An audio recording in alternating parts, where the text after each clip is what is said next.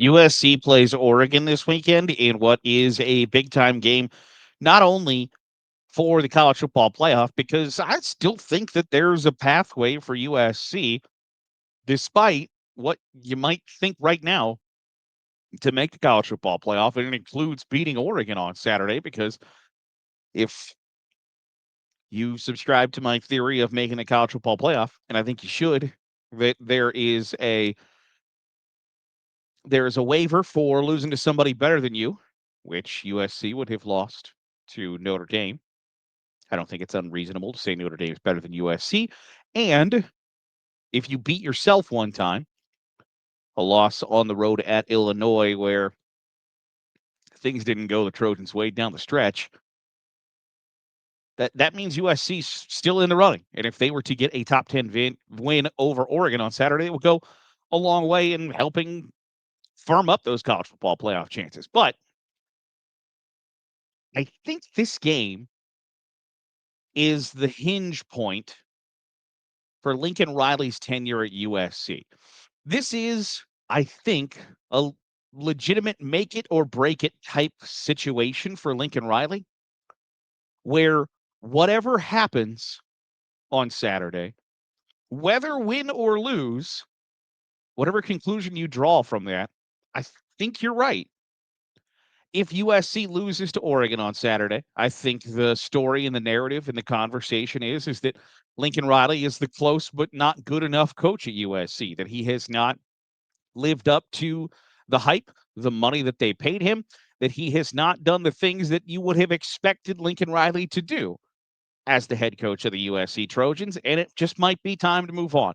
Now, financially, can they make that work? I don't think so, but I think that that's the beginning of the end if USC doesn't win. And I know that those are high stakes. I completely understand that. But I don't think those folks are wrong if you say, hey, if Lincoln Riley and USC don't grab a victory on Saturday, this is exactly who USC is and what USC is at this standpoint. And if they win, I think whatever conclusions you draw from that is also correct. That USC is on the upswing, that Lincoln Riley's got them playing good football, and you should be afraid to be on their schedule in 2026, 2027, because they can beat anybody, anytime, anywhere, and maybe unfortunately they can lose to anybody. But they have the talent and the ability to beat Oregon on Saturday. They just do. It's not some sort of gigantic mismatch. But for better or worse, Oregon has run the West Coast for a long time now. It has been their playground, frankly. And I know that Washington fans can come in and say, hey, we beat them twice in the same year. We played in the national championship game. I understand that, and that's a fair argument. But more often than not, over the course of the last 15 years, the West Coast has been run by the Oregon Ducks. Can USC change that on Saturday? Because if they can, if they win, it certainly makes things more interesting, doesn't it?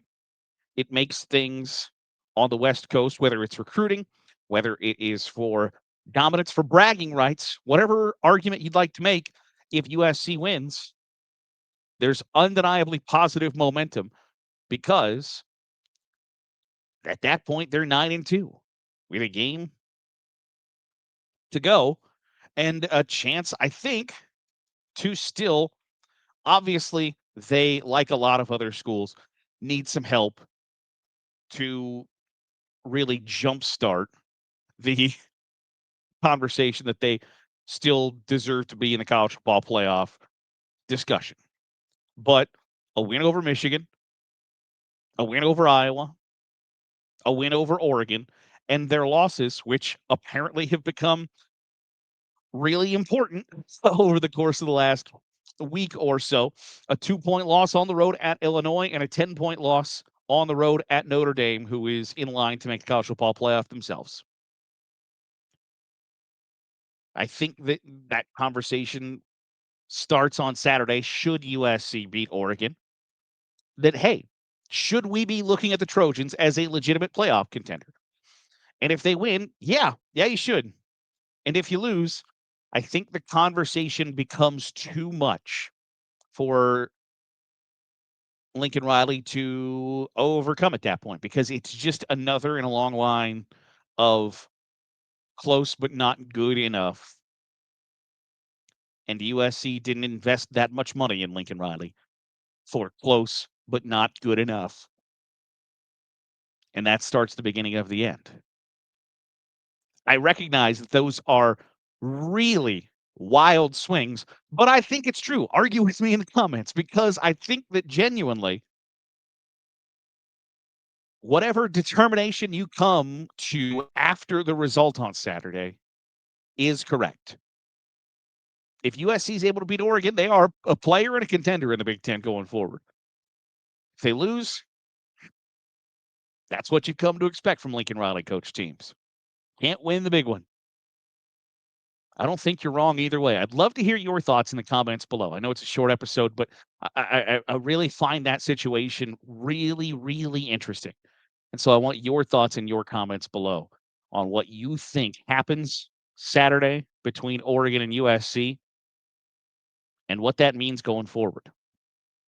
That'll do it for today's episode of the Daily Huddle. I appreciate you making us a part of your day, however it is, wherever it is you're doing so. If you're watching on YouTube, hit the subscribe button. Make sure you're getting all the great college football content we're pumping out. If you are listening on the podcast feed, drop a 5-star review. It goes a long way in helping out the channel. I'll see you tomorrow for another episode of the Daily Huddle.